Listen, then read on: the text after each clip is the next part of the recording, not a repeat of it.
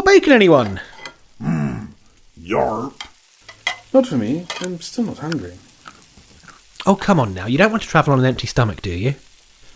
Actually, I decided we might stay a couple of days. I'd like to visit John's homestead, to pay my respects. I understand. And, I would join you, but I have a few errands to do myself. Samuel, thank you so much for your kindness. Oh, no, please don't mention it. It's the least I could do. Just please, try to be back before dark. Otherwise, well, you might be seeing John in the labyrinth. Hello and welcome to the LARP Noobs. It's been a while since we've done this, or a while since I've done this actually. It's like you did one fairly recently, didn't you, Dave? But for me, this has been a fair old little while.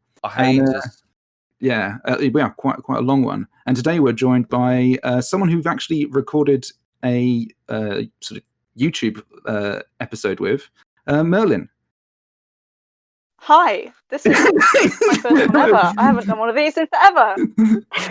Well, we did have Merlyn on the live stream where we crafted. That was it, yeah. And basically we had a really, really good time, and definitely wanted to have her here as a guest for podcast listeners, really. Yeah, and today we were going to sort of look at the idea, considering that was a crafting stream and we were looking at crafting there. And it's been a while since we've touched on crafting. The last one I did was with our friend Robert, who plays Caro. But this time I wanted to really concentrate on the idea of like either finding your character through kit, or how you can also, your character can help you then seek out the types of kit that you might go and get. And I guess this is kind of, in my mind, this is kind of broken down into sort of different sections. There's like the gifts that you'll get, or that you'll give, and how I'm mainly focusing on sort of icy gifts there and things that you kind of earn. And I guess that's where I wanted to sort of start it off, or really actually just in general, if you wanted to sort of how you guys kind of feel about the idea of sort of fleshing out your character through the gear and sort of kit that you kind of find as you're going through your kind of your character's development. Merlyn, you're the guest. You start us off. Oh, wonderful. So I think, gifts in character are definitely a big part of how your character grows, because at least for me, Empire was my first LARP. So I showed up and, I'd tried to build a costume, I'd been to charity shops, and I sort of put it all on, and I was still very much me, but in Aisha's clothing, sort of like bumbling about. I hope I fit in. I hope I've covered up this logo and that logo. But I think definitely like over time, little things that sort of were given to me or that I bought, definitely became a lot more of things that I recognized with stories of my character. So it became less a memory of, oh, I bought that in a charity shop, Merlyn did that, and more of a thing of, oh, I was gifted this by my friend. I think that's such an somebody important... created this for me as a person, as a character, as opposed to just me as the player. Yeah, I think that's such an important aspect to it, is the idea of like things that can actually symbolize memories within the RP that you're experiencing. And that, we've all got kind of instances of these kind of items, and you will, I think, naturally kind of develop things as you kind of go through role-playing your character. I remember when I got a dagger from Caro that basically symbolized the fact that I was one of the council members on the Entwined Paths, and like that's something that I've earned. You know what I mean? That's something that I've actually has some kind of poignancy to it. And as you say, it's more than just something that I've picked up in a shop or I bought for myself. And those kind of things we'll touch on later as well. But yeah, I completely agree. I think Merlyn made a really good point, how it's like it's part of your character's story, and I think that's something very like even in a storybook, right? Like a character develops as their quest continues, and they see new things and they experience new things. And I think those little hooks from one item or another can really, I don't know, it helps me for sure, right? Like 100%. Like when I put the garb on, I have a much better idea, and the more I add to it, the better idea I have of who my character is. For things like you've got that token from Skywise, right? The Skywise Fowl that you kind of got from him in a letter, right? It's my favorite thing. Like it's the thing that gives like agency and purpose to my character almost. Do you know what I mean? Like it's that important, because it's especially receiving it as a gift. Yes. There's something really very different about that, and especially icy, like an icy gift for an action, right? Like, so this is interesting. Like, I'll remind me about giving a gift to somebody else like later on, but yeah, we should talk. Well, we can broach into that. I think the two are intertwined actually, and I wanted to go into that a little bit as well, because I think there's also a lot of value to be gained from giving gifts as well. Yeah. So basically, I'm 100% sure he won't mind, and I would very much avoid things that are in game right now, or things that, like, we're very good at talking about things that have happened, but talking about things that are going to happen at LARP is a very different ball game. But it's an interpersonal relationship, obviously. so I think we're good basically. But Sparrow telling his tale of, oh my god, I'm mentioning it again, Ifan's death. Jesus, I need to stop mentioning it.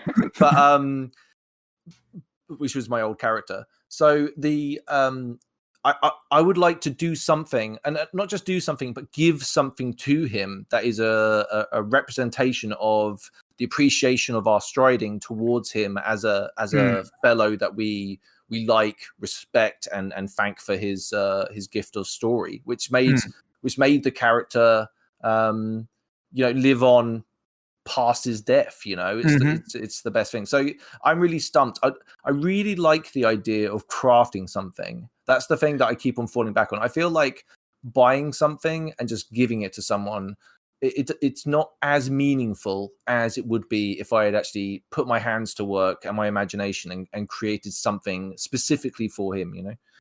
I mean, we'll get to. I mean, again, that touches on something that we'll get to a bit later, I think, naturally as we go into crafting. But there is definitely something special, and Merlyn, I know a lot of your kit, for example, has been crafted, but there's something. The idea of actually sort of expending time and energy on a process to make something, and even if that thing that you render from that time and effort isn't necessarily the, an A+++ kind of piece of kit that you would, pay X number of pounds for or whatever. It's the one thing. That's the one thing I'm consciously aware of it, but I still struggle with it. Is that not creating the best thing in the world is okay. Right? Like, I'm sure if I did something, I don't know, imagine X piece of craft work and it goes horribly wrong, and I give it to him and it's still worth, as a gift especially, it's still worth something, right? Like, the emotions involved are more than the craft value of the item, right? Consider also something that is, I guess, it's not so much kit, but it is something that you receive, and it always is exciting, is when you receive IC mail. And I think that there's sitting down and actually penning a letter, IC, and sending that to someone or receiving it. It's cool, right? And like the fact that you actually took time to sit down and kind of construct something, even like on that sort of simple level. And, my calligraphy is awful, right? My handwriting is the worst. So, like, anything like that is kind of obviously not going to be very good from me.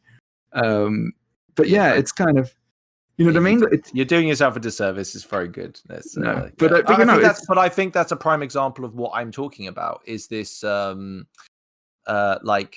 think you have to overcome that to realize what you're actually doing is something really, really cool, and you're sending a little bit of love to someone that you care about, right? Like, which could be taken out of context, but no, but it's the idea of and this goes for both receiving and getting gifts, I see.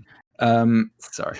and I think this is what sort of separates IC gifts from, I mean, we've had some wonderful kind of OC kind of things where we've people we're friends with and stuff. You kind of give stuff to each other and so on, and and sort of stuff like that, which is lovely and amazing. But there's something quite special about the idea about touching someone's character arc enough that there's an exchangement of gifts that symbolize whatever story beats that you've been through as characters. You know what I mean? I totally. Dude, like, I think there's something about, like, we kind of get past it with Christmas and stuff nowadays, but at LARP, it's cool. It's also kind of embarrassing, like, when you're the giver, Yes. or it can sometimes be a bit awkward. But like, or the receiver, right? Like if you're receiving a gift and you're like, oh shit, like, oh cool, I did not expect a gift. There's like, it's still awesome. Like, especially like you said, like the little bits that you gather as part of your kit are just like, yeah, like my character earned a bunch of this shit, you know? And it's like, I mean, because you got to think, I mean, it's a representation of time within what isn't essentially like a fairly compressed amount of actual experience. You know, a LARP event is only so long, there's only so many of them a year. The fact that you've gone to you spent moments within that constrained period of time that are long enough to warrant your characters having enough interactions that then gifts and kind of things of that nature kind of occur. It's kind of represents something, and I think it has some kind of worth to it. So that I think that was a really Go for it, sorry, Merlyn. Yeah, no, let's keep going. No, finish your point. No, and I just think I think like that idea Good work of by you, Merlyn. You got to cut him off at the pass, otherwise you'll just. Oh, I'll just go for it. Okay, you just really have to cut me now. The sunset. If anyone thinks that I'm being rude with Ian sometimes, like just re-listen to when I butt in to Ian. Okay, just re-listen to it and realize that it comes from a place of kindness. Ian knows. Once he gets I'm always fully aware of it. Like I just will keep going on and on and on and not It's stop. a fantastic trait, Ian. It's a fantastic trait. But sorry, Merlyn, you go for it. Yeah. Go. Yeah, I think especially when you're gifted a kit, especially like I keep saying as a new player, I still consider myself a new player. How long have you been going I've done exactly 1 year. Exactly 1 year. Then you're not a new player. I still consider myself fairly new, to be honest. Second event, my second, or maybe it was my third event, I was frequently told, "Oh, you're not new anymore," and I was like, "Well, I still feel extremely underprepared." Yeah, dude, I feel new. Dude, with the title of the podcast, like everyone's like, "Oh, you're not noobs anymore." It's like, nah, dude, I still feel. I mean, let me put it this way: the last episode that we recorded with the military council, if that proves that I am a noob like anything else, like 2 years in, and I'm still like completely ignorant to so many things. Oh, actually, that segue. Sorry, Merlyn, we'll get to you real soon, but I need to mention that the vines are not an in-character group; they're a self-forming group. So effectively, like. PD doesn't recognize them as an archetype, but they are a self-organizing group. And I made a mistake in mentioning that they were an archetype last time. So I just wanted to set that that's straight. interesting. Yeah, I noticed. I know, and there's enough fake news. As a Vine, I noticed. And that was Andy Raff actually messaged me about that. So Andy, please do keep us up and keep us legit on that. One day, Andy will convince you, and you'll let us.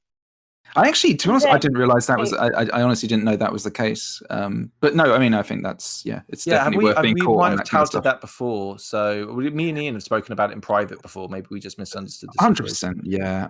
Well, I'm so sorry for railroading the conversation away. But Merlyn, what were you about to say? Do you remember? I'm so sorry. Yeah, I did. I wrote it down because I tried to say it about 3 times. No, future guests be warned. Like that's a great strategy. Absolutely fantastic. So I was going to say that obviously at LARP, the big difference between LARP and tabletop is that you have the things physically with you. And so you're building the world around you physically. PD goes so far building the sets, and then it's up to us to come up with our costumes. Then also to show the sort of physical connections between the people, we end up with these gifts and IC mail and stuff like that. And it's absolutely amazing because as a new player, it does make you feel like you're being noticed. And honestly, like the first few events was me looking around at everybody with stars in my eyes going, please notice me. And I think, it came to like my third or fourth event and somebody was like, oh, hey, I made this for you. And I was like, what? For me? Wow. That's amazing. What it's did you so get? Cool. If you don't mind me asking. Yeah. So one of my friends striding, they made me a wand. So they custom made a wand themselves. That's really cool. Because Anwen, who I'm sure won't mind me mentioning her because she listens as well, has a gigantic hammer. And we did, in national training, we were doing execution practice. And we joked that if I had a wand that was like a giant nail, we could do group execution. Oh my god, that's so cool. And the next event, I was presented with a wooden stake wand. Oh my word, I love it. Just as a visual. Okay, 2 things. Merlyn, what is your nickname? And secondly, what was the person's name again? So Anwen Stormbroke is the member of the Striding, and IC. Hi, Anwen. I don't remember the guy who made the wand, but it's absolutely beautiful. and I need to track it down, like the names. Okay, and what's your nickname? But yeah, so Nickname. I have written on my soul, Aisha the Executioner. And it confuses people because I am in fact a healer and not generally considered to be a thorn. And it's not that I execute lots of people. I'm not like a gigantic executioner. I just tend to do it in creative ways, I think. And it tickled quite a lot of people at national training and then later on the battlefield. So Anwin decided that as a guide, she would just testimonial that on my soul. Which honestly has served quite well, with Wintermark telling me not to execute people and me saying I physically can't stop, it's written on my soul. It's one of those things where you meet someone and they seem like such a nice person, and like friendly, and then they let you know their nickname, and then you're like, wow, LARP is a funny old game, isn't it? It's like, I'm genuinely intimidated, like by someone that has the nickname of the Executioner. Honestly, I want to go to an execution at some point and just see if that's a title that's ever going to be up for grabs. Because who does the execution? Goals. Is it the judge that does it, or do you know? I have no clue. I don't know. I've never seen someone. Okay. Well, That's okay, okay. actually, heard of do you know someone. what? Do you know what? Malicious Actually, I know the perfect person that we can actually have on to talk about that. Yeah. So let's move on. Ian, get us back on track. Ian, you're host today, so you have to I keep know, us on yeah. track. So I was just going to really sort of see if there was any other examples that people wanted to throw forward of like gifts and things that they'd got or given. And I mean, I can kick it off, I suppose. But one thing that I guess at the very first event I kind of attended with you, Dave, and obviously it was our first event. I brought along this crystal. It was like a crystal necklace thing that I just bought, and the idea was that it was gonna be like my icy mother's kind of crystal that represented who she was, and like the link that I had with this, the one person I knew had an icy link with, who I've mentioned many times before, is a character in Urizen called Lanius. So we kind of tracked him down. I did a very awkward kind of spiel, and it was like in almost complete darkness, so I couldn't see anything. And I gave him this kind of crystal. And it was kind of cool, right? Just to have like that as an in. And I think I've sort of spoken about this throughout several episodes of the podcast, but kind of crafting and making stuff and having things as well. I mean, even if they're not crafted things, to give away is actually has a lot of value to it as like a storytelling and sharing device, I think. Dude, massively. I think it's like I think, like I was saying before, like if you think that someone's done something in game that is cool, or even if it's someone that you potentially don't know that well, to be fair, I think that would be cool, right? Giving someone a gift for something that they've done that you don't know that well, that's cool as well. Either way, like I think there's something to be said about that. Obviously, don't buy them like or make them like something really big, like a giant armchair, right? Because then they have to get it back in their car. So I think there are, limits, or like a giant dining table, or any of those sort of things. But yeah, maybe a small gift. Well, for the last couple of events, as the Vines, we all obviously have our white sashes that then we either embroider or paint the red diamond onto. And for the last couple of events, I've sewn 40 white sashes per event to give to people who are either new or they've lost their sashes. What? And honestly, it doesn't take much long. I pin them up whilst I'm watching TV and I sew them in one big go. But when I first got mine, I sort of felt like, oh, I'm part of something now. This is the first thing my character has solidly done.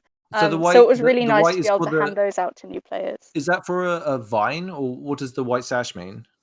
So the white sash itself, as far as I'm aware, just as an Avar healer, just means a battlefield healer. So somebody who's gone on the battlefield, or sometimes goes on the battlefield and heals, and then if they've got the red diamond on it, then they are a vine specifically, which is a smaller group within that. Yeah, so not every battlefield healer is a vine. Yeah, that's what separates me and your character, for example. So, for example, I've got the white sash, but yours has the diamond on it. Yeah, it's really interesting. But that was really nice to just have something that I sort of felt like a cycle of something that made me feel sort of welcomed and accepted, and it's nice when people swear their oaths, or even just before they have, just being able to give them something. I think that's such a great like idea of something that's fairly inexpensive, that is like something that you can immediately give to a new player that will make them feel part of something, right? Like and also like a signifier to others. So if you see someone of the same, I think it's a lot like the face tattoos in Navarre. The face tattoos are great because if you see someone with face tattoos, you're like immediately like, oh, Navarre. That's who it is, right? Like it's a Navari, and they're a friend of mine, whoever they are. You know, maybe it's worth bringing up my purchase from the Armchair Armories, Ian. Yeah, go for it. If you've got somewhere you want to, yeah.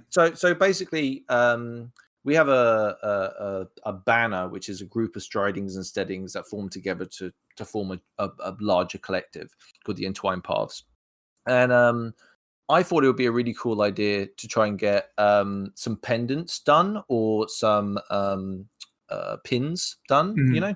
So basically I got in touch with Matt at Armchair Armories, had a bit of a chat about what we wanted, and then I put it out. This isn't like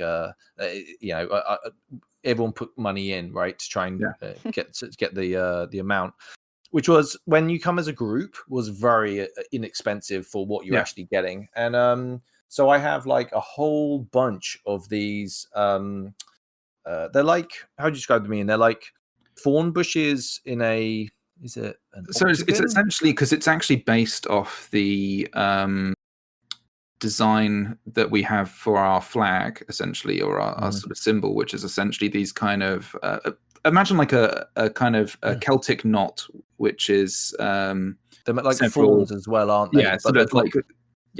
Oh, sorry, go on. Sorry, thorns that are intertwined, basically, and as the name would go, in this kind of circle, and then that has these kind of flowers on it, essentially. Which represent the 7. I think it was 7 flowers at the time, although I think there might be more. I think there's a certain amount on the pendants themselves representing the original founders, or something ridiculous, whatever that is. Like otherwise, it's going to be more flowers than thorns eventually, I think. Exactly. But, it's so well crafted. Like they're absolutely fantastic, and I can't wait to give them out when we get to. I'm so excited. But going back to the IC side of this, is that with a large striding, like a large banner like that, you need to have some sort of identifying mark, but also that can be like something external, right? So if you start seeing a whole bunch of people with one very significant mark about them or something very distinctive, you're going to recognize them as a group, right? Like, and for better or worse, I think there's something really cool about that in game, you know? Oh, I think it's hugely important. I mean, you can take this out to sort of the wider sort of lens look, and you've essentially got the idea of nations and the sort of different kits, and if you look and feels and everything else that goes into the different nations. And there's a spectacle to seeing different nations. We've spoken about this before, but when you are looking out and you can just notice different nations, and then obviously different subgroups within that nation, and different representatives of different smaller elements within those subgroups. It adds so much character, and it's so representative of everything that goes into it. Do you remember when we did the treasure hunt thing that went badly wrong? Yes. Yeah.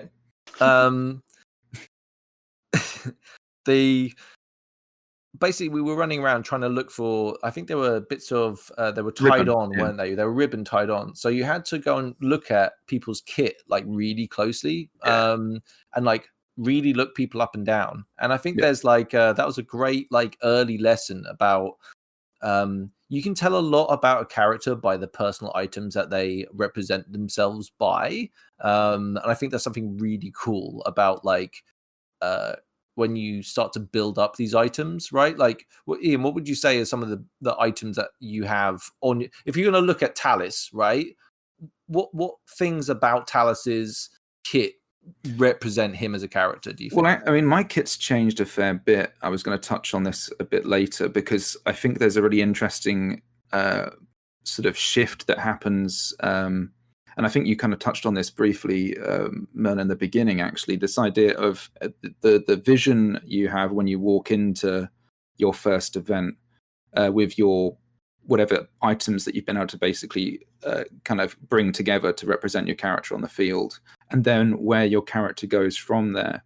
So I remember when I first went, we'd been to, I think it was a LARP fair event, Dave, and I'd bought like this Mongol style kind of hood from Chow's, which is fantastic. But it's, as I've kind of grown more into my character, it really doesn't actually represent who Talis is. It maybe represents who Talis was coming back from where our kind of backstory is. But who he is now, it's not really that representative of him. Well, he's far more fancy now, Ian. Exactly. And so now my kit's actually changed quite a lot. And to the point where people kind of regard me as being a bit sort of fancy pants. Talis is I don't know who does that, Ian. I don't know who does that. Who does that? The fact that that's a thing, right? That is something that has become noticeable in some way is like, that's something I'm like, I enjoy, right? Because it's something that is, again, it feels kind of slightly earned, right? That the idea that, like, even though it's essentially just me putting bits of kit together, the idea that I've actually managed to create this aesthetic that draws that, you know what I mean, that kind of reflection on it, I think is interesting, and I enjoy that, actually. Yeah, totally. I think like we keep hitting that note, right, of it's actually the kit and the little bits of stuff are a sign of progression, right? Like they're the hours served or accomplishments made or friendships made, right? Like they kind of represent that. Not to say that buying stuff or crafting your own stuff for yourself isn't like totally worthwhile. Like when you're changing character, for example, I bought like a few different things that kind of like try to distinguish myself from my old character. You both have, I know Ian hasn't, but Merlyn, have you died yet? I have not, no. Ugh. I've only been hit once. Ugh, immortals. In my life. But honestly, I mean, it'd be quite easy to say. It's not for lack of trying. I really, really, really want to be healed, god damn it. But then also there's a flight in me that knows like I'm far more useful alive. So when somebody turns at me, I'm just gonna sprint somewhere more useful away from things with sticks. Totally. I think all healers should turn and run away. Like there's nothing no citizen resents a running healer. That's the excuse that I use. As a mage, the absolute max I can get through like my normal hit points and my armor is 4. So unless I was gonna ignore spells and just amp up my fortitude, I can never get more than 4 hits. And I did my first 3 events I did with 2 hit points, and I did from my second event I've done every skirmish and every battle I've been offered to do, and I've gone on all of them with 2 hit points and no armor. It's honestly like staggered. I'm like I worry about like 5 or 6. Do you know what I mean? Like I'm nervous. This is kind of where I am, because being an archer and a physic, and I wear heavy armor now. But even so, it's actually only like 5 hit points or something. I can't actually remember. It's Ian, not very many at all. Don't worry, Ian. You'll never get close enough to anyone to actually hit you. So you'd be surprised the number of times I've been downed. Actually, is or had to be pulled out by. I mean, you've saved me on more than one occasion, actually. I've been high-fived by the Valorn. Like they've accidentally high-fived me, but not with a weapon, so it doesn't count. But no, I mean, I think there is, as sort of time's gone on, I've sort of tried to sort of reflect on who I am playing Talis at an event is quite different from how I thought it would actually be in that kind of mind's eye view pre my first event.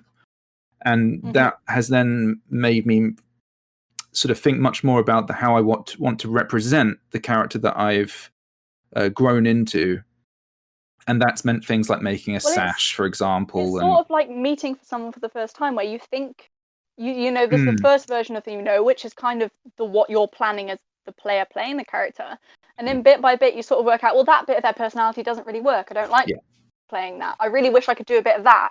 and you pull it in. So even if it's not gifts from other people, you do sort of learn better what your character actually likes, and it's almost like the character starts to choose what they wear. I completely agree, and I think there's also, unlike say in a role playing outside of LARP, a sort of pen and paper, if you like, it's that the situations can be often are much more mundane that you find yourself in. So your character, even if you're a sort of dark and brooding character who, to be honest with you, probably isn't the funnest archetype to go with, but even if you are, it's like, who is that character when they're sitting around eating a hot dog or something, having a laugh with their friends, right? Like that's all the various mundanities that go into life are part of LARP, and also then feed into the character when you're ICing any of those individual situations. So your character becomes much more three-dimensional in that case. They're not so much necessarily the archetype. And I think that it's sort of the image I had when I was going to go as Talis was going to be in a sense, with this tragic backstory and all those kind of cliches, has kind of changed and shifted into something that's just much more well-rounded, I think, and is just actually within a range of where I'm comfortable as Ian playing that character, And I think that's hugely important. Yeah. And then that's then let me think, okay, Talis is like this. He's, if you like, he's kind of like Ian, and I think this is how I think many like how I probably will naturally fall into any other characters I play. He's basically Ian with a couple of dials turned up, right? And it's like that. So then how would Ian with a couple of dials turned up dress in this environment if he was part of this nation? And I know that kind of sounds very simple, but that kind of sort of course of water course, if you like, of logic is kind of takes you down, I think, a path of character design and kit design, which has kind of led me to where I am. And it's completely divergent, actually, from where I thought necessarily I'd be, because I'm really into this, as I say, a bit more of this kind of sort of rough kind of aesthetic that I wanted to go with originally. I had this, this kind of Mongol-style hood and this kind of all this survivalist kind of gear and stuff. And that's all been stripped away now, and I'm almost completely the reverse. And I have all this awesome kit from Chow's, which is fantastic. But actually, next time I went to Chow's, I bought myself this really awesome green flared sort of coat, which is completely the opposite style and is now extremely fancy. It just goes to show the way that your character can kind of change. Outlandish. It's outlandish. That's what it is, Ian. But also, Ian, I also made a purchase from Charles recently. You did, yes. So you're not the only fancy boy in the Ashbourne anymore. Well, I think the Ashbourne in general is kind of I'll be fighting over the fancy pants. When two grown men fight over fancy pants, they're only going to get ruined, aren't they? They're only going to get ruined. But I bought Charles had a sale, and I bought like this. I don't know what it's like the thing that you have and the thing underneath it, but they're different colors, so it shouldn't be too bad. But we're gonna. Oh, I need to find someone who's a seamstress or. Seamstress, is that a sexist term? Seamster? I don't know. I don't know. Please let us know in the comments. It might be gendered. Yeah. I don't know. Well, Taylor? Maybe let us know or don't let us know. And someone that can sew to basically make it, because despite my quarantine girth, I'm still kind of roomy in this thing at the moment, so I need to kind of get it pulled in. But I think it's really cool. Like I think on the podcast we definitely, and I think this is true, crafting your own kit is something really special, and I think it's awesome. And I don't mean to like put it down, but because I feel sometimes we give the impression that buying stuff isn't like it can't be as memorable. It's a cop out. No, exactly. And I think that's not true. That's definitely not true. It's an absolute lie. Yeah, I think that's especially when you're first starting a character. Actually, let me go through a few bits that I've gone through with a journey, right? So when I first bought my axe at the first ever LARP event we went to, oh my god, this is the guy. This is the guy. This is the axe. This is the guy, right? Like I had a really good idea of who he was, and then we got the Gimp armory in, which which definitely laid like to more of a aggressive style, I would say, right? Like it's all in black, it's leather, it's like it's Mordor-ish, right? Yeah. But now changing from that character to my current character, it's like I bought like a couple of different bits that are kind of like you've made really intelligent purchases, actually. I mean, and cheap too. Like I keep banging on about how you don't need to spend the earth on LARP kit. I bought so I was gonna craft a necklace made out of shells and other interesting bits, and then I was looking for like shells on eBay and all this stuff, right? And then I found a necklace made out of shells that looked really, really good, and it was like way cheaper than buying all the shells and all the stuff I needed to make a necklace. So I was like, sold. It's really good. It gets tangled up really badly every single time. So you've actually got loads of really nice bits of bling and stuff, and not bling, but like you have like really nice kind of like necklaces and natural bling, right? Yeah, like this kind of layering effect that I think actually adds a lot of character. Like you've got these teeth that you had. The teeth actually is a whole other. Remind me of the teeth in a bit. Like after I've just like anyway, the tambourine. Sends a message, right? Like it's a very aggressive instrument, and I like it a lot. So therefore, it's that kind of like summer, ambitious, like bold type vibe to it, and I like that. I also bought a headband, and this was an Etsy purchase, which was it's basically a leather band around my head, but it has a octopus in the middle, made out of some sort of metal. But it's like, is it brass? Probably brass. I'm Yellowy. assuming brass. Yeah, exactly. Yeah, exactly. But I'm like, boom, sold, right? Like it's an octopus. Who doesn't like an octopus? An octopus represents like intelligence, adaptability, right? It's a cool thing. And you get to have that on your headband as a mage. Like it's perfect. Like I love it. So yeah, I think that's kind of where I've kind of come with my character, and also swapping between two different characters, and how drastically I would like to think that I'm playing both characters very differently now. Like, I think costume helps with that. You know, like there's a few moments of like my current character's idea is kind of to empower others with mixed success, but when it is successful, it's really cool. And I think some of that garb when I'm walking around and clattering around because of the shell necklace. I think that kind of reminds you of who the character is, right? But I think that all of that, like the different layers, the logistics of your kit as well, and I mean, bear in mind again, to talk about the mundanities, you have to do all of the things in your kit, so it becomes, what level I've lost so many boots to just not being grippy enough. The amount of boots halfway through national training and I've been barefoot and everyone's looking at me and I'm like, I can't fall over again. I'll actually die. Yeah, and it's just, but having like pouches, for example, and having the necklaces and things pockets, like you have. Pockets, pouches, bandoliers, a bag that doesn't move around too much when you run. Like these are things that the savvy warrior will bring with them to a battle, right? Like you do not want to be overburdened with stuff. And I think that adds to the kind of, and we're speaking as Navarre. We're a very Navarre-centric podcast, obviously, but like the practicalities of battle is something that's built into the brief of the nation, and I think that's something actually very valuable when you start putting it into action. But I think also outside of battle, I was where I was kind of going with it was like your necklaces and stuff, and all of these other things. It's almost like let's talk about. Sorry, can I finish my point? Sorry, of course you can.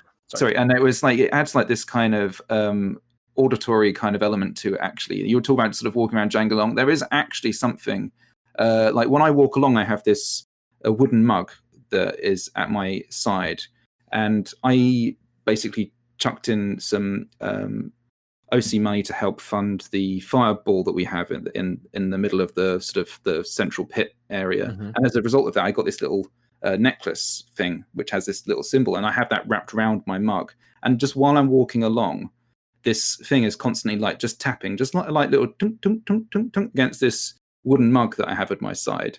And it's just like, these are things that they're kind of just there for me. They're little things that only I'll know about, right? That sound is a constant reminder of, that's another little thing that I've kind of earned. In that instance, from an OC action, but it's something that kind of has sort of resonance with who my character is and stuff. I think it's interesting that there's can be like a sensory element that isn't just how other people perceive your character, but it's how you feel in your kit as well. Yeah, massively. Do you jingle, Merlyn? I don't jingle because it irritates me. I did have my dad bought me a snake spine necklace from the pool. And I was like, this is perfect, because before my first event, I put on what I had costume-wise from what I had in my wardrobe. My friend looked at me and went, oh, it's really cute. You're like a Navarre, but Tinkerbell. And I was instantly like, no, I don't want to be Tinkerbell. So then I still wear the same dress. Tink is cool, but I appreciate you rejecting her as an archetype. Yeah. So I still have a very Tinkerbell dress, and I still have the Tinkerbell silhouette, despite my best efforts. But then I have trousers with thorns embroidered up them and my boots. And now I have armor on top, so I look sort of rough and ready Tinkerbell, which honestly, Tinkerbell would definitely be Navarre. Is so the best Tinkerbell. I can appreciate that. The best Tinkerbell. So I don't clink specifically because noise irritates me sometimes, but I do find that like bit by bit things have happened. So I started off, my character had 3 parents, 2 died in a tragic backstory, which I didn't write, but my remaining parent wrote. And then my remaining parent went and died on a battle, and I was an orphan all over again. But my in-character sibling is very we're very like 2 sides of the same coin character-wise. So there's a lot of things. We live in the same house. We are the same size. There's a lot of things that we co-own.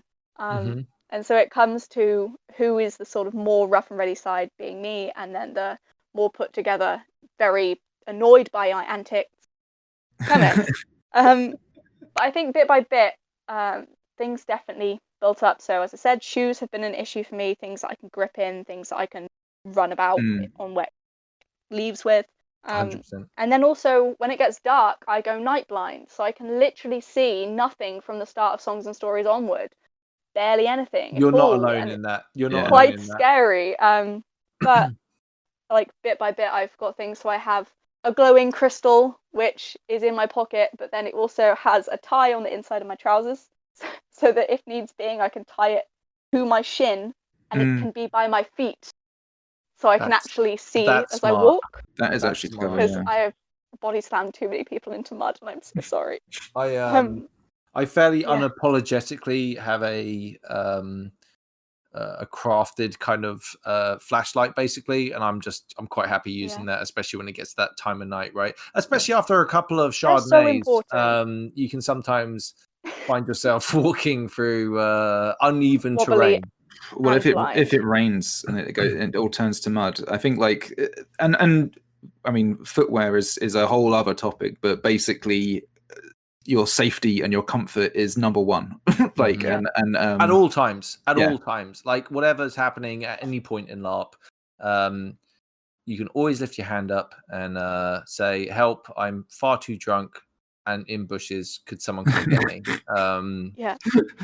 Or cold, right? And so having a good cloak and all of those things are hugely important. Just having access to and enough kit to keep yourself warm and dry, and all of those sort of sensible things that you should try and kind of prepare yourself for. I didn't really want to necessarily we're not talking go into that. That wasn't really where I wanted to. Definitely, but it's worth all mentioning. That's important. Yeah, so all of that's very important. Definitely wrap up warm. But let's talk about the necklace, because I bought actually it was a friend of mine who does 3D printing. I paid him to print me some teeth, which I made into a necklace, and she put little holes in them for me and everything. And they basically became my necklace to represent my old character. Now, when I died, again, I'm so sorry, it's so boring. At the performance of the just before the Coctopus performance as my final outing, I took off my necklace and gave it to Fire, who's played by Good Dave, and played by, is that Yeah, that works. Played by? Yeah. Yeah. And I gave it to him being like, you gotta step up, you know what I mean, and be, the war chief from now Passing on. on the mantle. Yeah, and now the idea of the war chief always gets the necklace is a cool signifier, right? Like, I think there's something about a title, at least within a group's title, being like you carry something or you are reminded of something, right? Like the book, right? The Book of Sorrows, same concept. We've had I think that's one thing we did do quite well actually when we first started, and one piece of advice we've given before and I'll give again is I think there's definitely the idea of having traditions with your group. If you're going as a group, just a few little things that you can build on, turns of phrase or aesthetical kind of touches, or just items and sort of pieces of kit actually go a really long way. Like we have this thing where we'll sort of say burn bright to each other, and that as just a little twist on things actually I'm really curious about what other groups like. Does must your be so group, much of this, Merlyn, does your group have any like weird eccentricities that are like very specific to your group? I mean, I think our group is confusing because out of character, we're all really close friends. I live with about half of them, but we're getting huge. Like we've been for 1 year's worth of events. I've been to every one. I'm the only one who's been to every one of that year. Mm-hmm. And now the potential amount of people that are coming in the Striding next event is 21. Wow. Which is a lot of people. I'm the brand. It's quite a lot of pressure, but it's interesting because our games are very separate. So it's very much a case of, we wake up, we spend the morning like getting ready to go, then we all split and we don't see each other until we're all going to bed again. This is go off in our little groups. But it's a huge quite nice problem to have that end of the day thing. But it is kind of an issue of trying to not feel disconnected from your friends. But then obviously if you have different games and you enjoy different parts of it, there's no reason that somebody should have to not miss out on that. But we're just sort of trying to work out ways to include everybody and all feel as if we're at Empire together, not just sharing a tent. Well, like taking advice from a friendly Navarre on who to vote for in certain elections, like that's one thing that really makes people feel involved, I mean, I think for example, we have this traditions. I think are just such a. I mean, there's a reason I think humans are drawn to certain types of traditions and so on to a certain extent. But for example, when Ifan died, to bring it up again, the idea that we had this sort of thing which is called the telling, where everybody will kind of gather around the fire and sort of tell a story about the person who's died, and it's kind of that is just a really simple kind of tradition. And this is going to be no way unique. Best. It's the absolute best. Like organizing funerals for your own striding is the best, and also realizing nobody's died yet. You guys are not playing. You guys are not playing the right game. Hopefully, with 21 of you, you'll have a much higher mortality rate because come on, die quickly. I think this is difficult maybe for new players who have only been to one or two events. If you die in an event, it can feel meaningless, and it might well be, right? Like you're still learning the game and have fun, and it was the experience of dying in the battle and making that decision was worthwhile. But when you're 3-4, events in or more, we could be talking like 7-8 for some people, right? When it is that person's time to go and there are stories being told about that person, you would be stunned at who shows up. You'd be like the respect from outside your group, which I think is one thing. You can get into your own group and really enjoy that, and that's totally fine, which is one of the best things about a festival LARP, where you can show up and just be within your own little posse, But when you start realizing the effect that you've had on the world, I think that's something just magical, And I think there is this whole thing about as well. There's no pressure on feeling like you have to also be the person who has like a huge impact to when you die. There's a massive kind of there's a void. it's all about personal experience. Yeah, right. One thing I was thinking about recently was, do you remember I told the story about how we all went to Songs and Stories, and there was a thing where you all hold your weapons up to the middle of the flame, right, and you walk around it. I remember me telling you then that it was just for me. Yeah. That's a really good example. There is a selfish side to all of this, which isn't, I say selfish like it's a bad thing. It is a bad thing, but more like a personal growth thing where you can experience things that you would never experience in your day-to-day life, and really commit to those role play elements and experience whole things that are just truly magical at LARP, right? Like, I think we all go there for those moments when you lose yourself, right? And Yes. those are, I mean, and it's the same in your mundane life. You know, there are moments where you lose yourself in your work, and that sort of flow state that you get in is enjoyable. There's a sort of a pleasurable attribution that comes with it. That inside role playing is magical. This idea that you can kind of transition into like just being for, and it might only be for brief moments, but those moments when you actually experience an environment as your character and you get to sort of indulge that aspect is so powerful and so rewarding to engage in. And to be honest with you, the real, that's the good stuff, right? That's why you come back. That's the good, right? I think we said it before we even went to an event that it was like, if I get 2 moments of immersion, right? Like, and I don't think you get that often. Like, you can get that through TV and film and gaming and D&D. There are certain moments, but there's something else about LARP, right? Like, it's really, really amazing when you get those moments of immersion. I think you're physically there. You physically have to do the thing. You have to engage in it, and you have to engage in it with more, with all that you are, because there's no calm, right? There's no you get to, I'm gonna sit back and think about, like, say if you're playing D&D or a computer game, you can pause or think about it, or there's lots of things you can do. To a social one-on-one or one-on-a-group situation is like, it's happening right now in real time. There's no pause button, there's no do-over button. This is it, right? Like, it's I think there's something, the terrifying nature of what that is something, I don't know. I think it's amazing. I'm gonna open. Please continue, Merlyn. But I'm gonna open a bottle of wine, which will be audible. I just want to say clearly, I only had 1 glass of wine. It was the end of a previous bottle.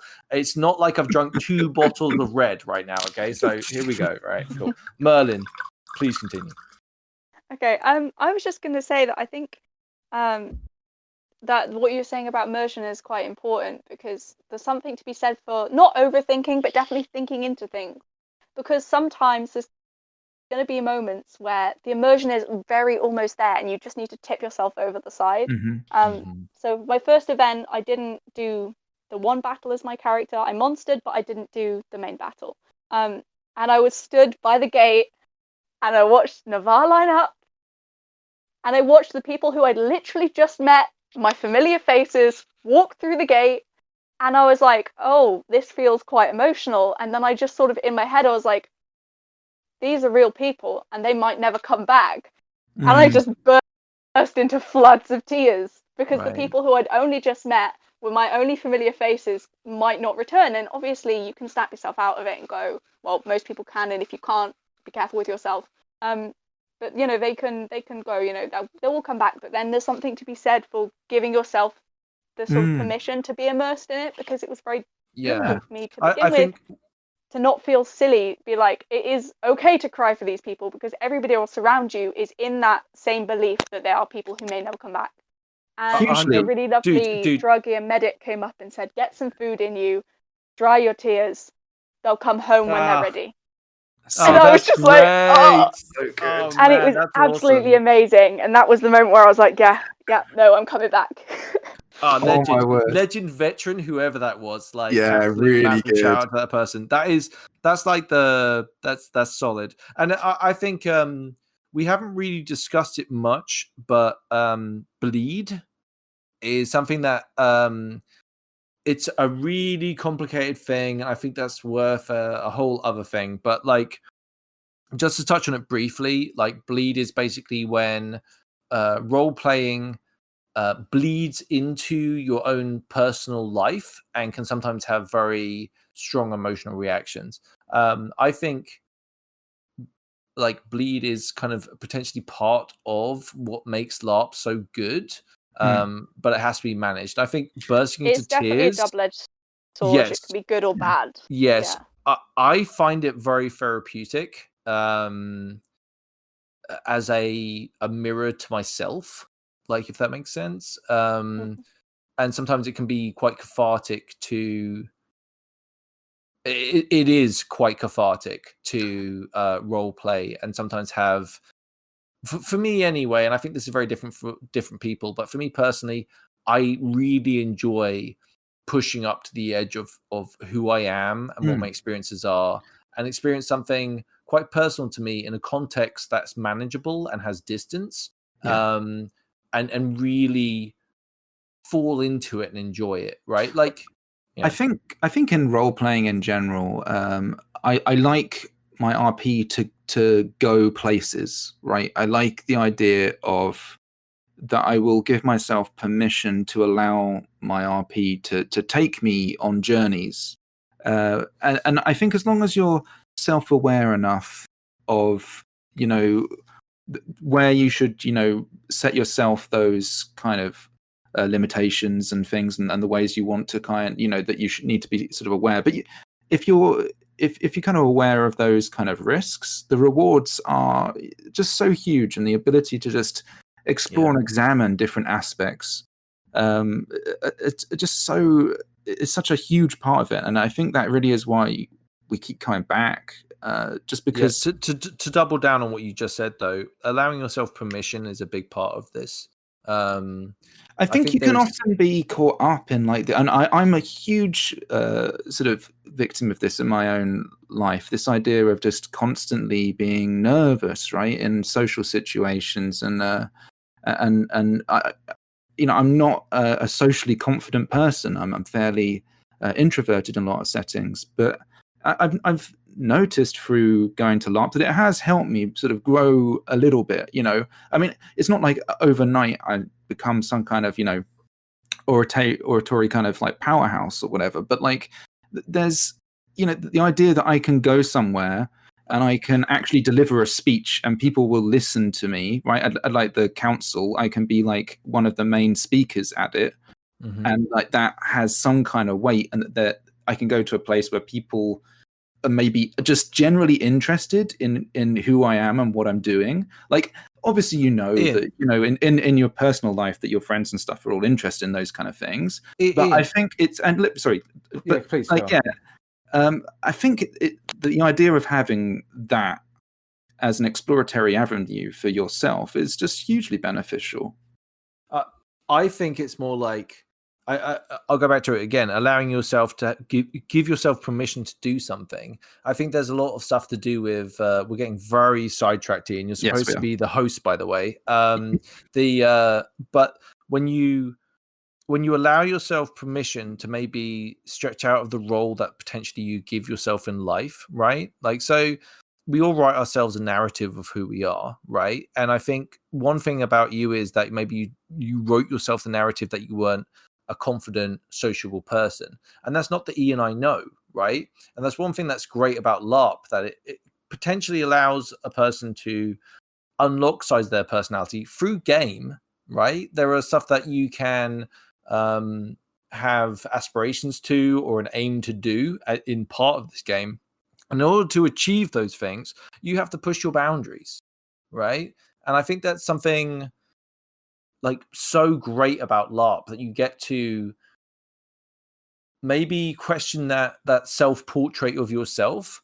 Like I certainly don't view you as potentially like an introverted person. I think it's more like those things where you potentially feel more comfortable in an environment are very different from where you feel uncomfortable in an environment. I think LARP is something that has allowed you to at first feel very nervous in the environment and then blossom into the environment. And there you are in front of like a group full of people, some of them you know, some of them you don't know, some of them you respect, some of them that respect you, but you are able to allow yourself, as I said before, give yourself permission just to go for it, and be that, and I think you're a great example of that, dude. I think there's another really telling aspect that you kind of learn as you attend more events, and you kind of see there's these they seem like huge characters. If you were to go, when you go your first event, these are main characters, right? Like the kind of people who are really important in the nation or in the whole kind of setting, the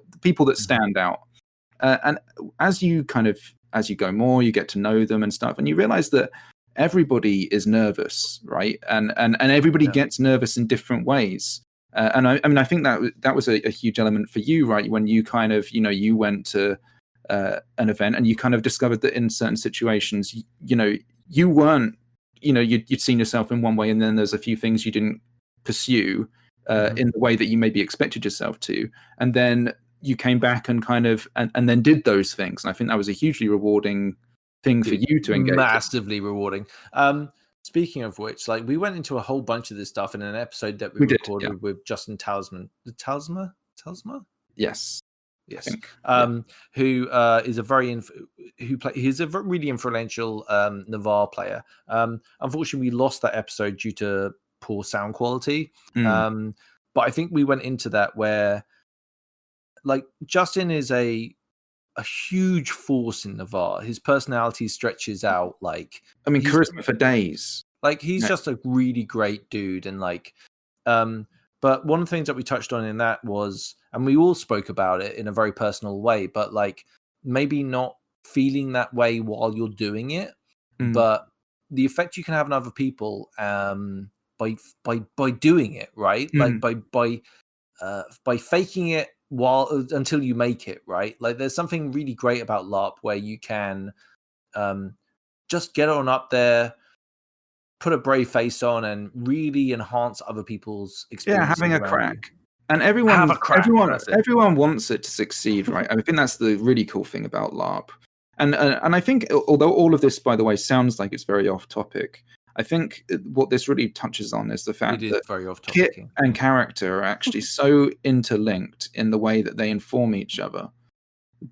It's all fundamentally comes down to self-expression and the expression of the character that you discover as you move through your various events, and circumstances occur to your character. And how do you represent these events then, as items that you attribute to yourself, or people give to you, or you craft for yourself, or you make for yourself, to represent all of these extremely meaningful things that can happen, or they could be hilarious, small little things, or anything in between.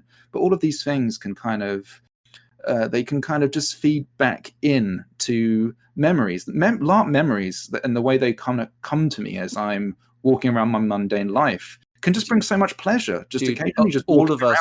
I guarantee all of us just started smiling then when we said LARP memories, right? Like, it's something cool about that. Merlyn, please just fire into the conversation. By the way, like, me and Ian will do this a lot, so you need to fight. I was just going to say a lot of what we've been talking about is the idea of like costume versus kit to me, which is in my head is like costume. I see as something that you'd wear like on TV or in a film or as part of a play, or even, as a cosplay, I'd say is different. Costume and kit are very different because you have to live in kit. It's the same as the idea of a character in D&D, for me at least, is less of a person than a character in LARP, because some things that you can fake for that amount of time or you can play as a character on stage just don't work, because you can be a brooding D&D player because the DM is there making sure you still have game. Being a brooding person in LARP, it might work, but it's really difficult. You've got to have the hard skills to be able to pull it off. It's lonely. There's a lot of sort of stuff to be said for the idea of, your character is a person. So I think a lot of this about like downtime as well. When you step away from your character and you hang up their clothes, what are they doing? They've still got to have some kind of livingness to them. I completely agree. Yeah, and it's a lot. For me, at least, when you were talking about the idea of giving yourself permission to do stuff and to do things that might make you feel silly, it makes me think of the so many times I've said to myself at LARP, oh, I won't do that because I'm not that kind of person. Like, I'm 18 years old. I don't know what kind of person I am. Right. The first time someone was saying, are you going to national training? And this was before I thought I was going to do combat. I said, no, I don't think. And then I stopped myself, the whole just say yes. I was like, okay, I'll go, but I don't know if I'll enjoy it. And I went and I enjoyed it. I haven't stopped since. I hate to tell you this, Merlyn, but that feeling, it really doesn't change much the older you get. Like, Yeah. but I think Yeah, but that's it's like, just so ridiculous. The amount of my friends that have been like, "Oh, I'm just not that kind of person. Oh, I don't think I could do."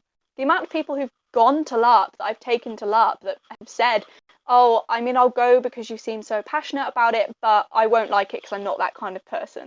There is yeah, every kind of person at LARP, and there's Yes. every kind of character at LARP because there are such a variety.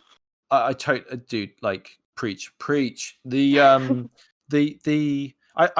think that that's a truth about people generally. Now, people do change. Like you can start off being a very open person and become closed, and a closed person can become open. But I think that's something that that there are certain people that will always have those certain attitudes, and certain people that will always reject them. Right. So it's interesting. Like you can take a donkey to water, but it won't necessarily drink, right? Like, Yeah. yeah. I think there is a huge reward if you go to something like LARP, and to be honest, you could take this into other environments. When we're talking about LARP, ultimately, you are essentially engaging in a sandpit, a creative environment, right, with other individuals where you don't have, it's not something you have complete control over. Like the sort of sandpit, you're in there with everyone else, and you're kind of rendering this experience collectively. And the idea that you again give yourself permission to indulge in that experience and explore that with everyone else, I think that the way and the avenues of possibility that opens up for you is is just so rewarding and so freeing that that's again, I think that's the sort of elements that will keep bringing you back, because in your mundane life, maybe that isn't something that is readily available to you. Maybe you don't have those kind of possibilities all the time, and many people don't, and it's Yeah. It does open up all these kind of, I say, these kind of LARP memories. Like I'm just constantly like walking around, and occasionally I'll just hum one of the songs from Songs and Stories, or I'll think back to like the time this happened, or I'll remember something that someone said. And it's your experience, Merlyn, when you were talking about this character who didn't know you, came up to you and said these words that had sort of poignancy at that moment, and they said it in character, right? And you may never see that person again, and the way that all of these incidental kind of moments can kind of fall in, and actually how you can provide those moments as well is so rewarding. The idea that you can actually be the person who can have, say, that one line to somebody that maybe has like value, and that's not necessarily something that you always, even though it probably is true, something that you don't always feel enabled to do in real life. But in LARP, it's something that can very, very truly be a force that you can bring to bear. Yeah. Sorry, just to butt in. Like, it's giving yourself permission to do it, and I think like LARP is one of those things where you can give yourself permission to do it because there's a game involved where you want to succeed in it, right? Like, or whatever that might be, for whatever challenge you might set for yourself. And I think that more unlocks something in the real world about what you're potentially capable of, right? I mean, and I think like to feed on that and to sort of hone back into the original topic, I think this also feeds into the idea of gifts, right? The idea that you can give gifts to people and receive gifts as well, and have these kind of relationships that develop and that can be expressed, right? I mean, that's ultimately what we're talking about, really. We're talking about expressions of ourselves, expressions of how we want a relationship to be represented, and what kind of interactions we want to have, and we can do all these things in a really creative and freeing environment where we can just have fun and just indulge all of these different things, and it's hugely rewarding. Yeah, I definitely agree with what you said about the idea of relationships being one of the most important things to do with gifts. In that, so obviously my last IC parent to die, they were from the Brass Coast, and they had a lot of colourful scraps of fabric on their costume. And afterwards we went to the camp, the Calamarigueros, and they gave us what we'd been left for by them. and it was really lovely. But then also we were allowed to take a strip of the cloth from the That's really costume, cool. and now that's between the 2 layers of my mage armor, so nobody else can see it. Now you all know it's there.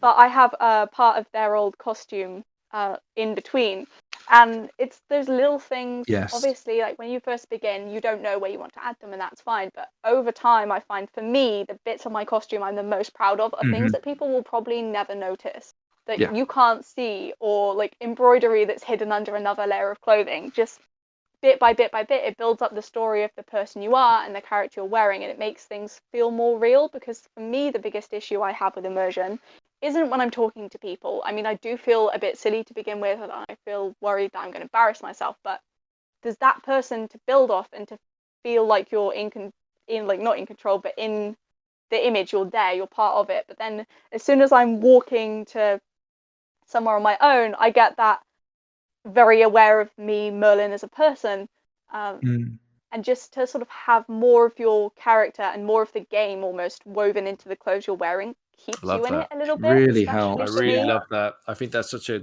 Like you were I think saying that's with such a the great point. tapping of your cup, most people don't know what it is, but for you, you're walking along. I don't know.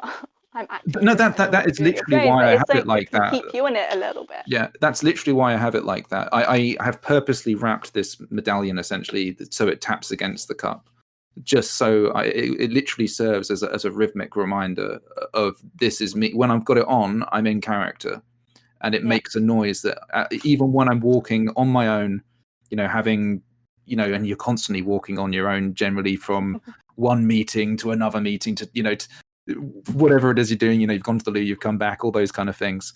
And it's like those moments when you're on your own, especially if it's your first few events, can actually, as you say, be quite kind of moments where suddenly you're kind of in your own mind again. And of course, your own mind falls back into old habits. Yourself. Yeah, exactly. Those old habits as well of just self-doubt and being pulled out of the moment. And that's why it's so rewarding to have such a visual experience around you when you're at LARP, and why something like Empire as well is so amazing, because the vista of a festival LARP, or a LARP where everyone's in phenomenal kit, and there's so many people who put so much effort in, and I can only thank everyone for all of the effort they put into all of their kit, because they're just moments where you look across and a sea of just who knows how many thousands of collective hours have gone into every inch of your vision.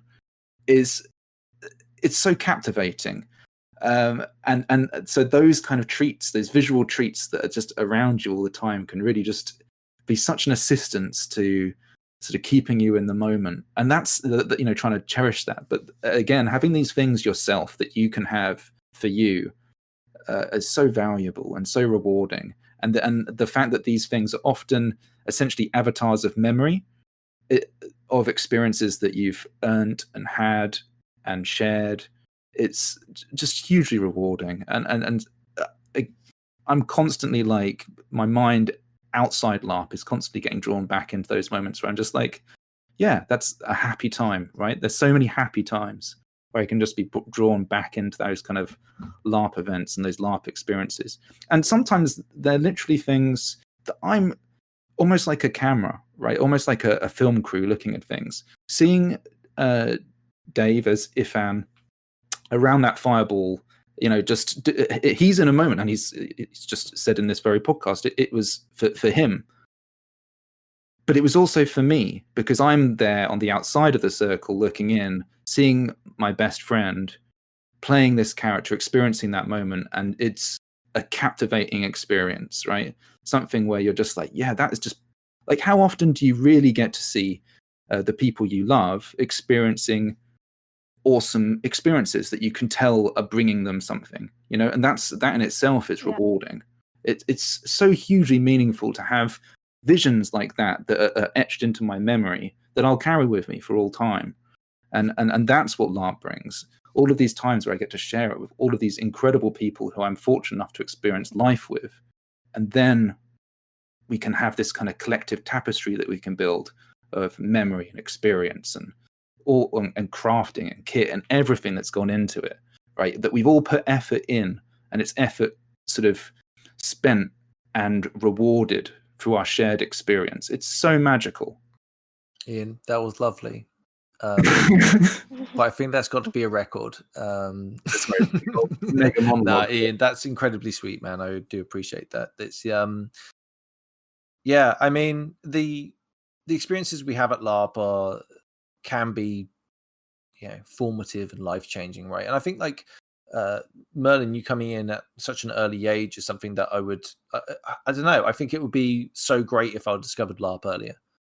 Yeah.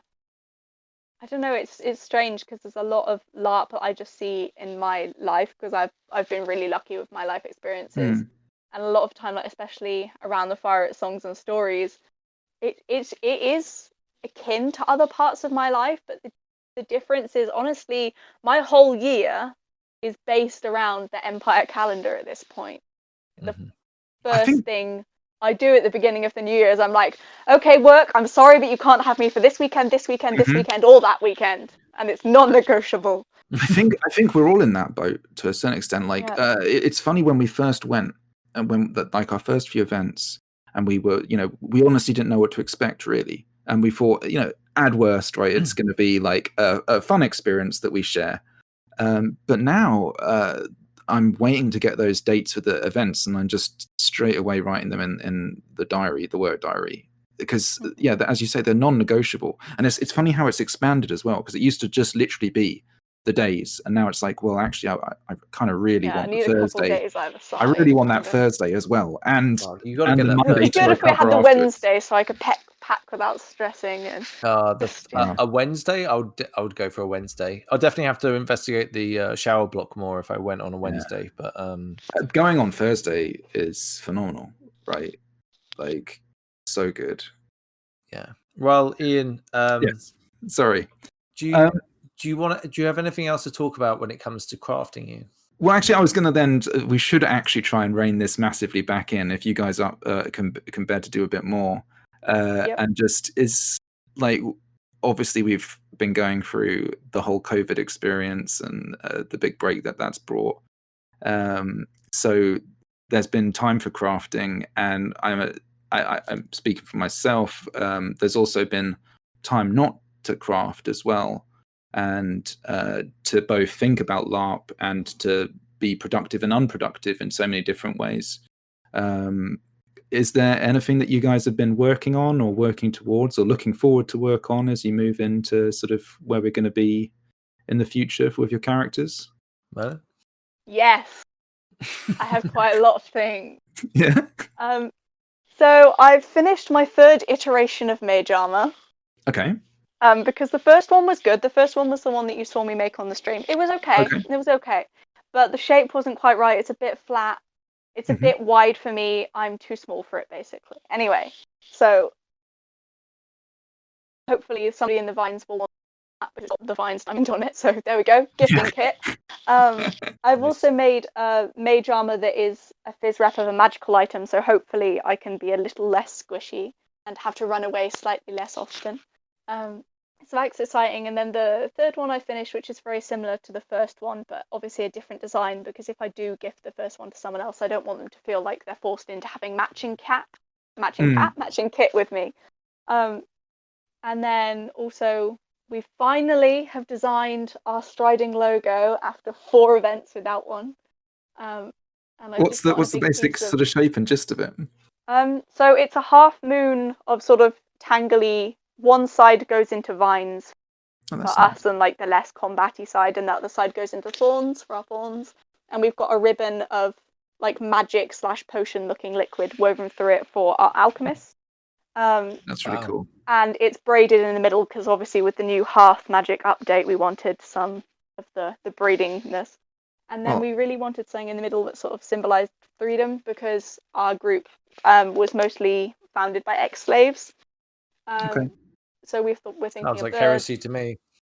Yeah, well, we're thinking a bird because we saw a lot on the ship leaving. So we've got a starling because they just sort of worked with a lot of what we wanted. We started off with birds of prey, but then we were like, well, we're not all birds of prey. A lot of us aren't super heavy combat, or we just didn't get imagery. So it was a lot of trial and error. I think I drew 8 different versions with different birds after the first like 8 preliminary sketches, so it's been a lot of drawing. And I think this is a this thing week, with. Sorry. I get to paint it on the big leather thing that we have to hang it up, and I'm very excited. And I've made a rug, and I'm very excited now. I get to buy a What ball bird did pen you and go set up. for? Bird starling. In the end, Starling. Yeah. because we wanted a dark one, but obviously not black, because we didn't want to be too winter marky with their storm crows. So we Yeah, thought of course. a small, not aggressive looking, but also starlings are absolute buggers and the total bullies of the feeding table. They've got beautiful colours in them, freedom, family.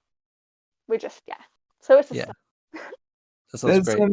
there's this kind of really interesting thing when you're kind of crafting. It was interesting listening to you talk about the idea of, you know, different iterations of your armor, and it kind of reminded me of mine. And you know, you can learn so much through making something, that you instantly know how you would do it better, and the lessons you learn along the way of making it teach you, you know, how version 2 will look, and then, as you say, version 3.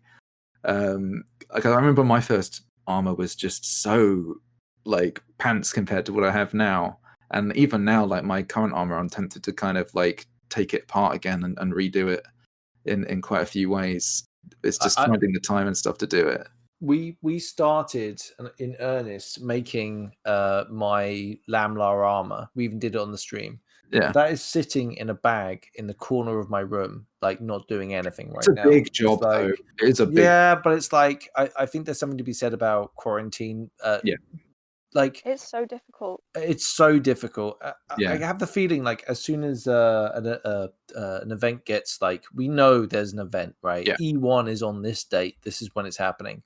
Then suddenly I'll be like this whirlwind of action going, oh my God, I've had months to do this. I should have done this ages ago. And I'll be trying to do all this stuff, write letters and, you know, do all the things, basically. It's going to be where so many people are going to be. I mean, that's where I am with so many different things. I mean, I've fallen into other hobbies and done other things along the way. I mean, there's things I've done for LARP. In fact, we're doing like a Secret Santa thing, and I've been putting together some stuff for that.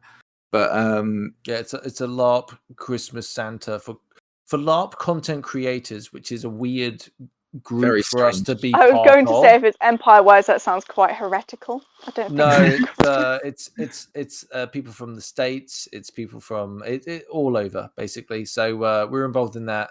Ian's put something together quite nice. We have no idea what. Oh, we should also mention that we're going to do a Christmas stream. Around towards Christmas time, maybe the 23rd, maybe. I don't know, but like, we will be posting it up. We'll see. Finalize the date. We're gonna have a quiz, which is gonna be exciting, and also we're gonna do a giveaway, winky face. So and details of that will be on the our Facebook page towards December time, basically. And that'd be really good fun to. I mean, it's strange. I mean, obviously we haven't recorded so much over this period as well. I mean, you've been just much more productive than me on that front. It's a strange time, and I think everyone's kind of I'm sure going through similar kind of processes in their own kind of experience with LARP, trying to, you know, find those spaces for whatever you need to do and whatever sort of serves you best. And weirdly, I've had a recent rekindling in kind of creativity. So I'm sure this happens in waves, right? Like I think the key is to not beat yourself up when you're in a trough, and just to take advantage of it when you're on the high. Do you know what I mean? Like Definitely. Right. And I think that's how creativity works for most people. Dare I say it? And I think, to be honest with you, that even translates. Sorry, go for it. I definitely say it would. I go to art college. I have done, like, I might have been productive in the last few weeks. LARP-wise, I had a big hype boom, but it's been scary. It's been scary to get hyped and hopeful for LARP, because you know one's coming. You don't know when it's coming.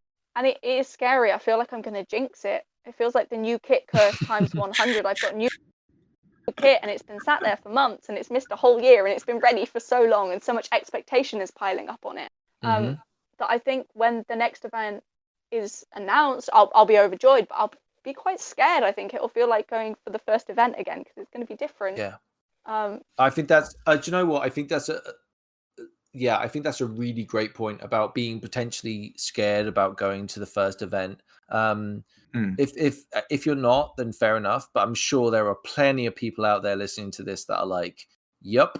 Do you know what I mean? Like 100%. I think it's going to be. I think, like we were talking about this, Ian, weren't we? And we were talking about how potentially our first E1, we might not do a huge amount of game, right? Like we might potentially just be really satisfied by being proper E1 noobs, go for a few drinks and icy coin, skirmishes, battles, hanging out. Like that's that my whole might game now. Yeah, but that might potentially be all that my E1 might be, right? Like it's something just hanging out with the lads as part of the striding, right? And getting to meeting all the old faces. Like it's seeing all the people. So I mean, cool. that's why, to be honest with you, I mean, that's, you know, one of the main rewards of going, of course, is to see all the people you've made sort of relationships with, right? Like all that's the big reward, right? Is to see all of those people again and their characters and to enjoy their company. And dude, how telling is it with people that you're communicating with in the LARP community? Like there are people that I know solely through LARP, and we talk all the time.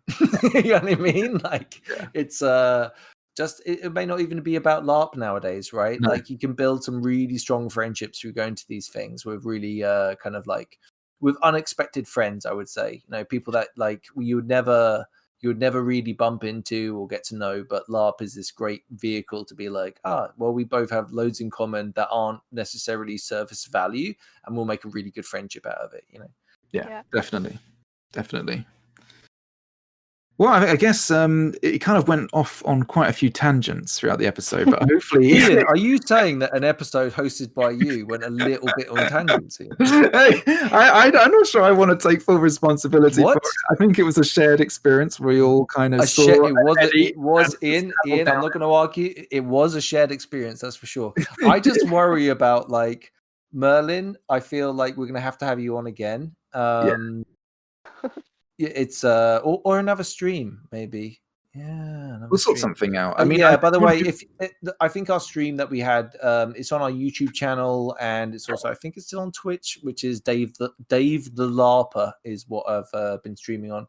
But it's a really fun stream. So if you enjoyed this, it's we had a really good chat on the crafting stream. That was there's a really kind of lovely therapeutic kind of a chill kind of stream as well, where we were all three of us were just sitting there crafting. Yeah, we should do this again, by the way, just so I can finish my armor. Like, you know, give you the motivation. Like once I'm in front of the camera, I'll be like, you better craft right now, you know? It is actually really nice to sort of just to sit and talk about LARP and to sort of craft and have things sort of like working as a group. It's actually quite nice. Well, isn't it like actually it's kind of because me and Ian can come over and craft together, right? But there's something about like, well, Merlyn's the other side of the country. Well, not the other side of the country. Peer pressure. It's peer pressure. Well, it is peer pressure into motivation. Yeah. I'm just, I might be a radical, but a little bit of peer pressure doesn't always hurt. Goes a long way. I mean, I'm just saying, you know, but if your peers have your best interest at heart, then it's probably okay. If it's in a healthy environment where everyone's pushing you to finish your damn kit, Dave. Yeah.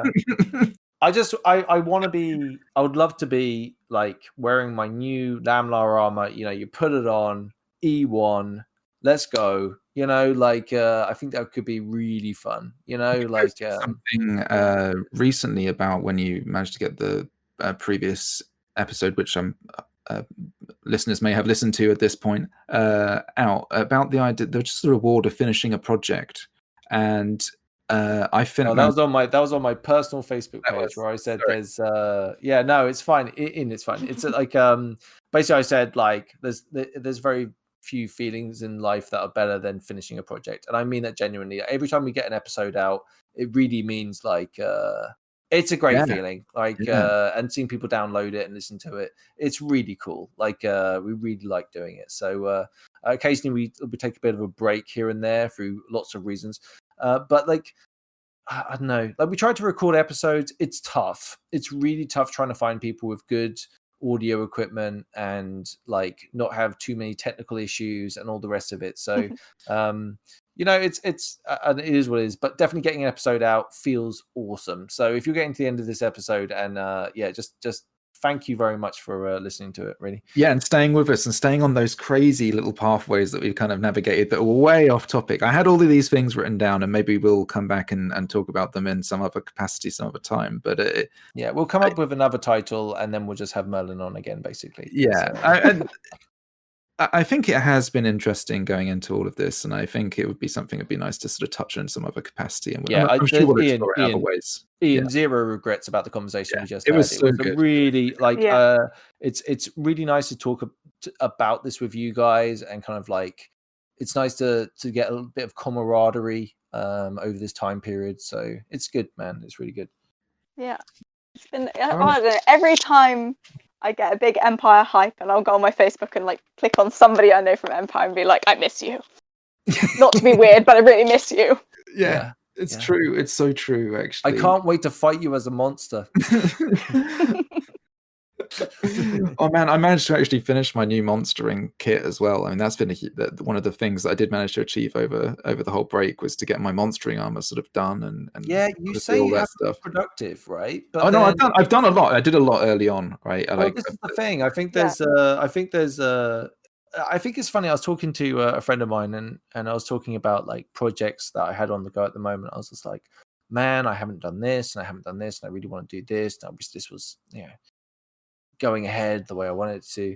And they said to me like, oh, Dave, like, do you know what I accomplished last month? I finished Buffy the Vampire Slayer for the second time. And I was like, man, you know what? Sometimes we can really like beat ourselves up about projects that we want to finish.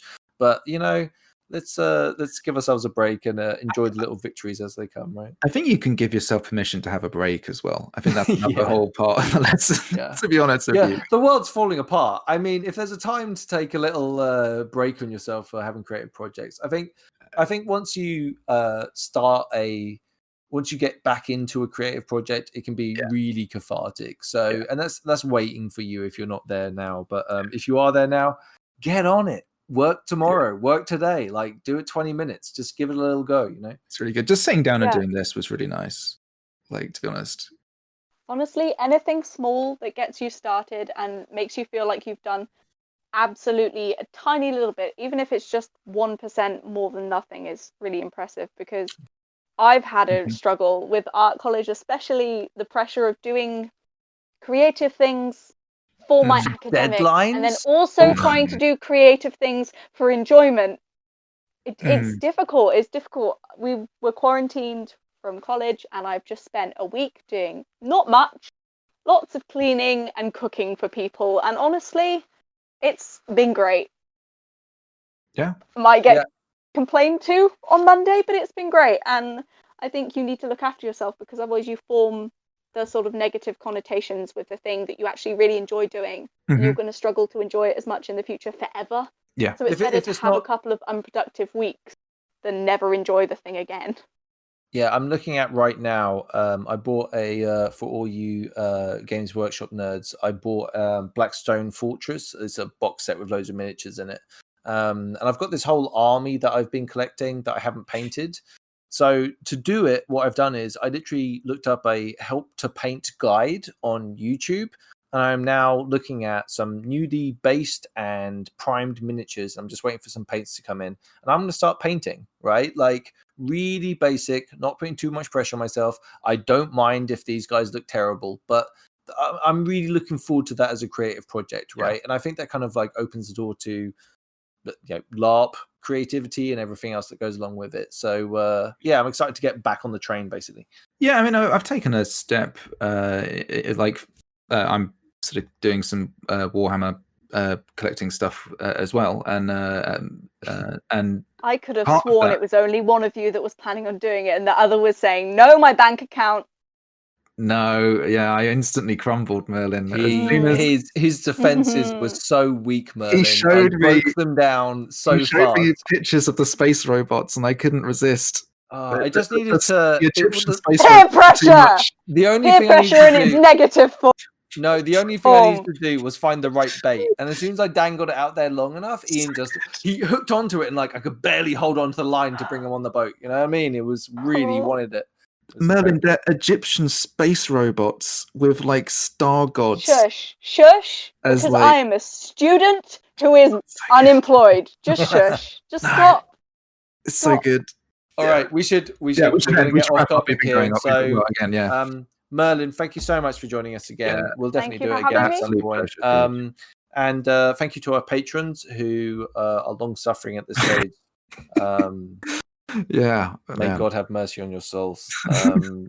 Thank you so much. And thanks for listening. Yeah. Ian, Love do you all. want to see us out? Strength to the Empire. Strength to Navarre. Yeah. Well, here we are. John wasn't ever the most sociable chap at the best of times, but you'd be hard-pushed to find a more isolated place to live. Now that is curious. Seems as though John was expecting company. See the way those spiked fences and ditches are arranged to funnel our movements? Pass me that stick. Now, if I know John, he would have placed a trap just here. I think we should watch our footing from here on. Follow me!